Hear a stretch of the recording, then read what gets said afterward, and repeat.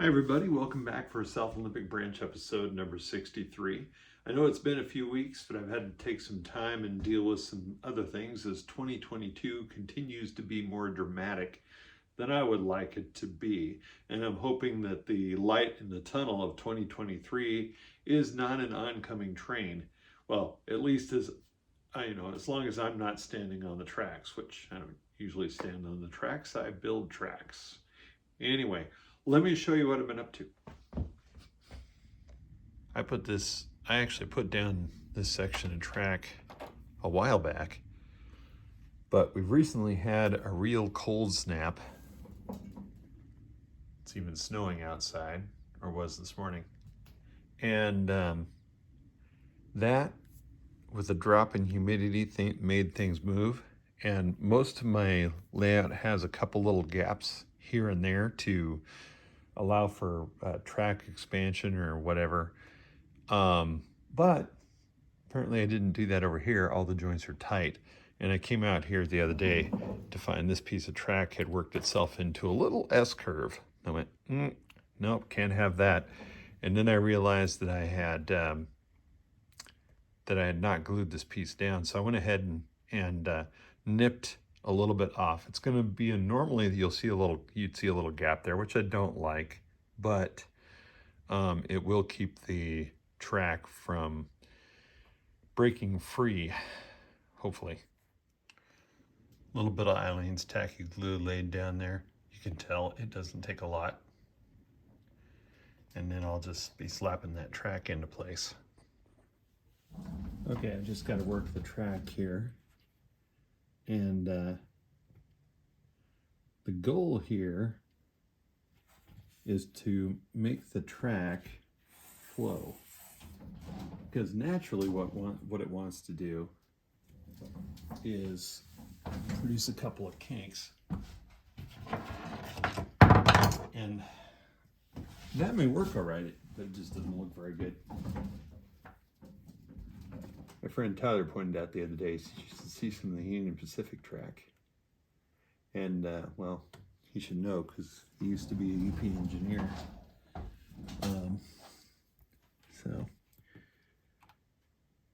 Okay. So, this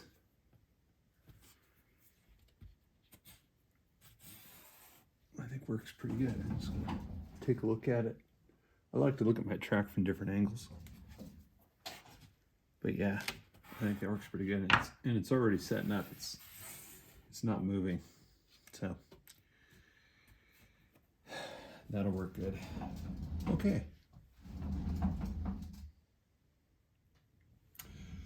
So I put a little piece of track in there for demonstration purposes, and now I've got a left-hand number 6 that I built. I'm thinking about maybe doing a right-hand number 6 instead and having it kind of branch off to the right for my first track in there. Or maybe I'll look at doing a Y and then having, 2 sets of tracks branch off the Y. Because I could do, the room that I've got here, I could do this, and then I could have a number 6 in here. If I had this out far enough, have number 6 in here, and then have the first track of the yard go that way. Of course, I was thinking about leaving a little extra room in here and putting a sanding facility and a diesel refueling facility between this track and this track. That could sort of be set for refueling the trains that work the yard and the road trains that come through. So I put the track together down here, and then I ran a test train over it. Dropped a couple feeders. I need to connect up some feeders over here too. Of course, this will be short because there's going to be a little piece of track, not necessarily this piece, and then it'll go to the yard tracks, or the switches for the yard tracks. My next step is to glue down this piece of track right here. That's the next one over is glued down. This is glued down. So I think that's coming along nicely. And I'll have to build some more turnouts. Oh yeah. Anyway, but I'm gonna have a basically, stub-in yard that goes that way towards the grain elevator. Well, the lighting in here is not so good. I'm sitting in the living room and I'm toying around with sketches for the plywood plant or lumber plant buildings, using the dinner plate as my curve for the top of the building. So far, this would be like 30 scale feet high and 30 scale feet wide. I really didn't think that worked out very well. So I dropped it down to 20, and that was okay, but I was thinking the building needed to be wider, at least this one anyway. And then so I tried 40 at 25 high, and that's better, but maybe I'll go for 50 at 25 high and see what that looks like. I went back into the kitchen because I felt like the dinner plate was too small of a circle for the curve that I wanted. I was going for something else, but I found a crock pot lid. The only problem with the crock pot lid is that it's oval, so I have to be careful where I put it when I'm drawing a line. I think I might mark it with blue tape. Okay, so I'll admit I skipped ahead a little bit here. I had built this foam core mock-up for this structure, and I've got to do a bunch more. But what can I say? I got pretty excited about looking at this on the layout, seeing if I like it or not, and I think I do.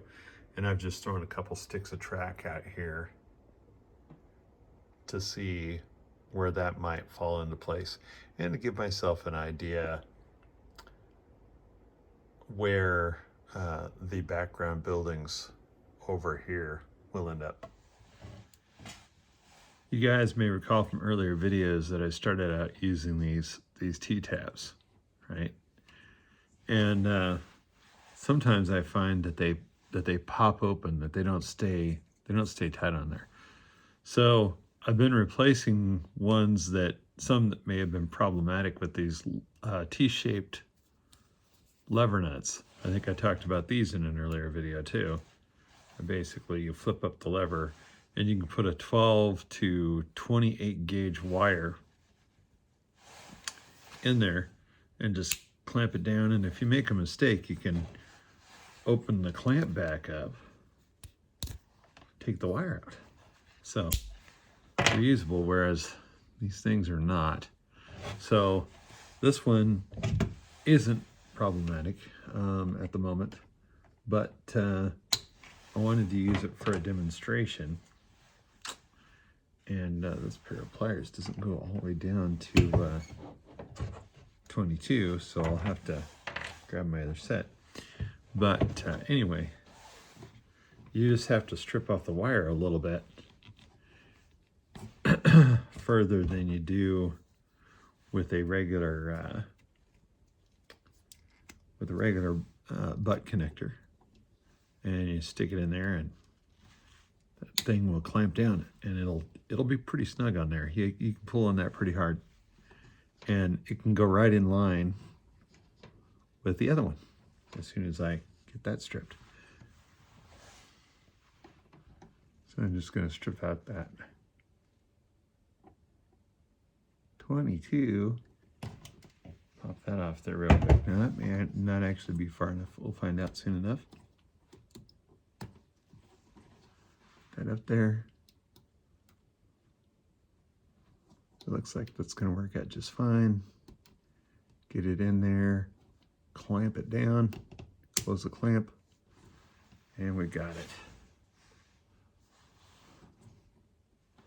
Okay, there's a couple that lives nearby that picked up an estate, basically, of a bunch of HO scale stuff.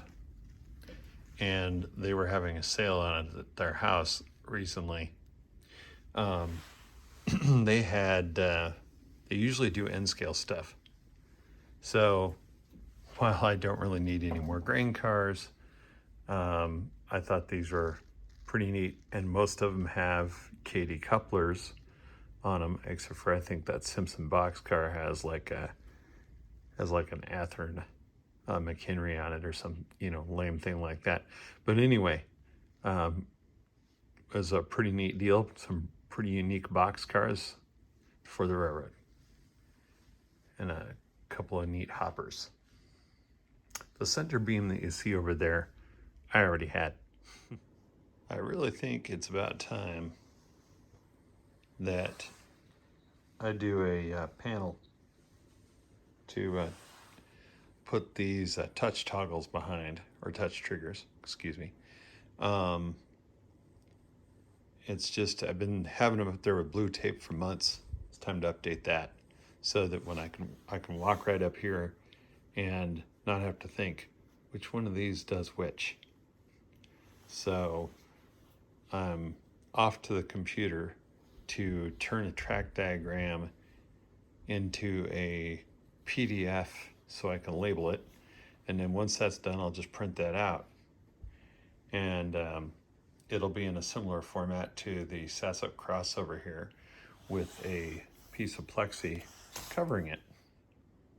So I used the Forstner bit, which looks like that, to make the initial 1-inch bore. And then I come in with a 3/8 inch bit and I drill a hole in kind of one area there so that the wiring for the touch trigger can go right through there.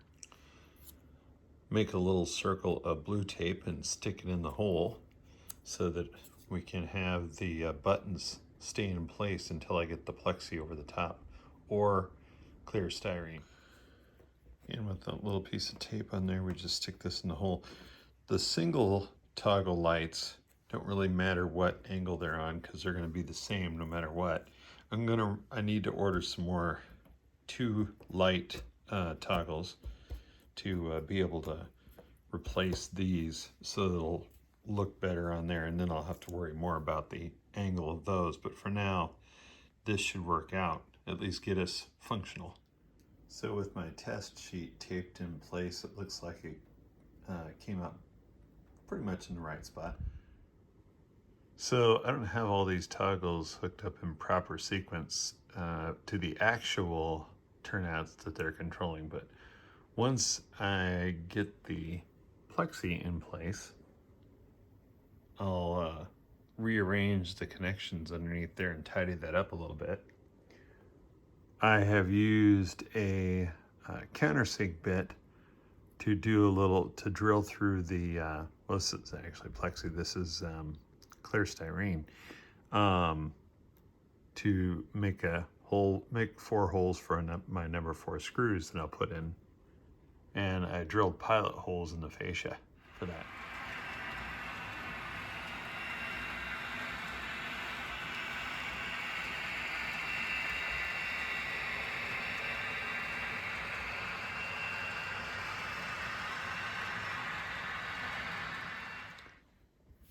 So on my home layout, I don't have much use for auto racks. I have a couple of modules that I work with the 4th Division HO modular group. That's part of the NMRA. I think I've mentioned that before. And I don't have any open auto racks, but I saw that there was one of these that was on sale. And it's the Northern Pacific, and Northern Pacific didn't have any enclosed auto racks because they were gone before that era. But this looked really cool, so I really wanted to check it out. So I bought one. This summer when I was in St. Louis, I saw an actual open Frisco auto rack I may end up getting one of those too. This is, kind of an experiment. I wanted to see how this product looks. And of course, they've got it packaged within an inch of its life, so to speak. Understandably so. This model is going to be fairly delicate. So, oh yeah, that's really nice. Let's gently put this thing on the track. Oh, great. Even more unexpected packaging. Let me get this out of the way.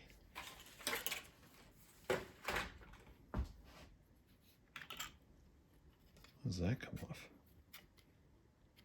Or does it? No, it's got to come off somehow. Oh, here we go. Really well formed to that.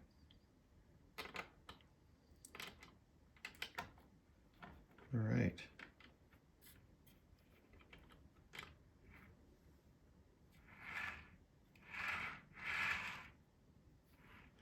That's pretty heavy. I'm guessing they must have put a metal underframe on that thing.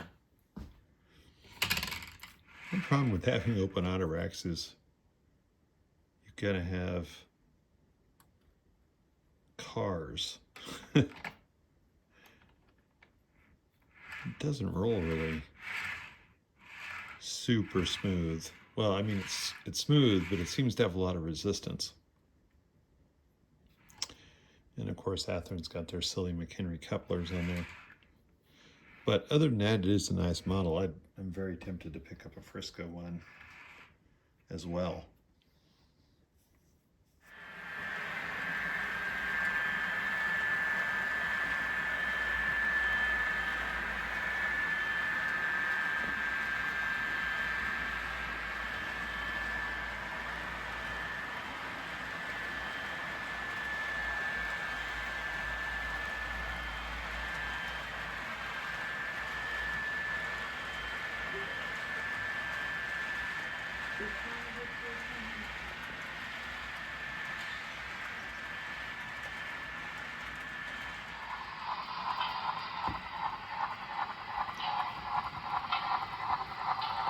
Hey guys, I'm going to call this a video as we watch this little 282 go around the Inland Peninsula. This is a Bravo Limited. It's a nice running little locomotive. I bought it used at a show. It is not a prototype to Northern Pacific Town, and I'm considering re-lettering it for a Christmas locomotive. But I don't know if I'll actually get around to that even before next Christmas. Until then, stay safe and have fun with your trains out there. Thanks for joining me.